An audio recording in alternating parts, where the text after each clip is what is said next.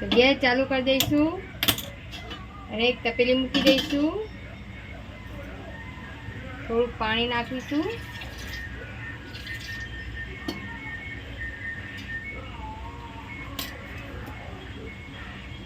દૂધ નાખીશું. હવે દૂધને ગાળી લેવાનું છે.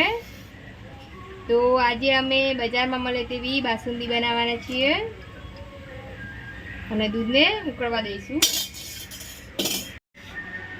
તો દૂધ આપણે ગરમ થવા મૂકી દીધું છે. તો કાજુ બદામ લઈ લીધા છે, એને એકદમ ઝીણા ઝીણા કટિંગ કરી નાખીશું. તો આજે અમે બાસુંદી બનાવવાના છીએ, તો વિડીયો તમે પૂરો જોજો.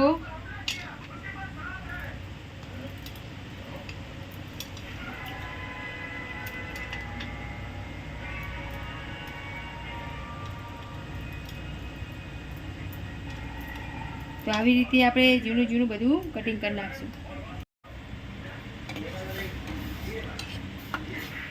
દૂધને આપણે આવી રીતે હલાવી દેવાનું છે. તો આ કસ્ટર્ડ પાવડર છે, એમાં થોડું દૂધ નાખીશું.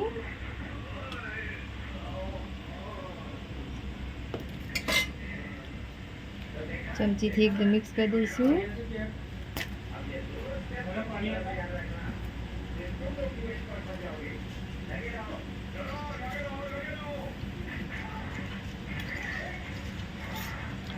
આ કસ્ટર્ડ પાવડર નાખવાથી એકદમ ઘટ દૂધ થઈ જશે અને એનો સ્વાદ પણ એકદમ સરસ આવશે. એકદમ સરસ મિક્સ થઈ ગયું છે. તો હવે આપણે દૂધને ઉકળવા દઈશું. તો દૂધ એકદમ સરસ ઉકળી ગયું છે. તો આપણે મોરસ નાખીશું.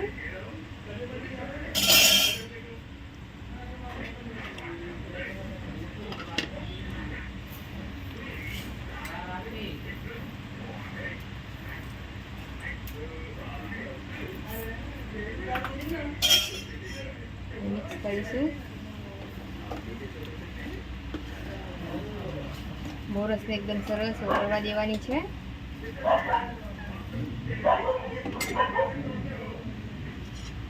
ઇલાયચી પાવડર નાખી દઈશું.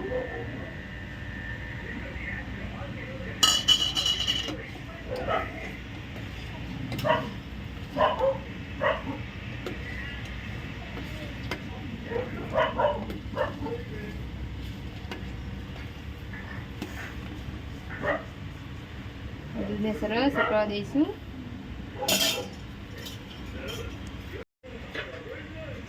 તો હવે આપણે કસ્ટર્ડ પાવડર નાખીશું.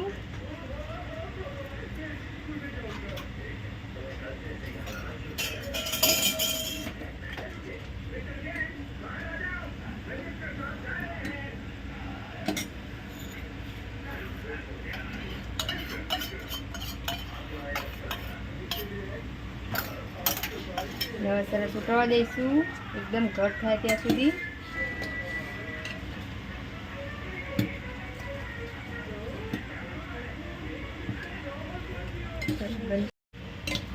તો સરસ એકદમ ઘટ થઈ ગયું છે. તો હવે આપણે કાજુ બદામ નાખી દઈશું. તો કટિંગ કરેલા કાજુ બદામ નાખી દઈશું.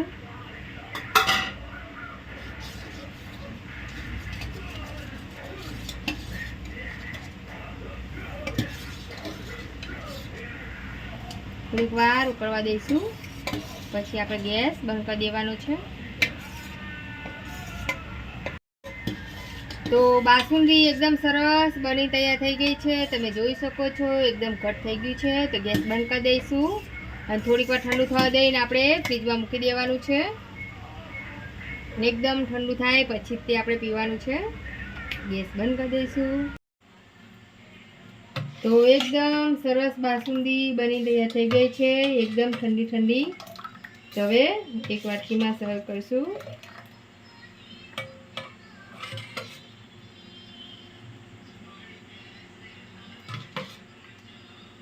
આવી જ રીતે તમે તમારા ઘેર જરૂરથી ટ્રાય કરજો.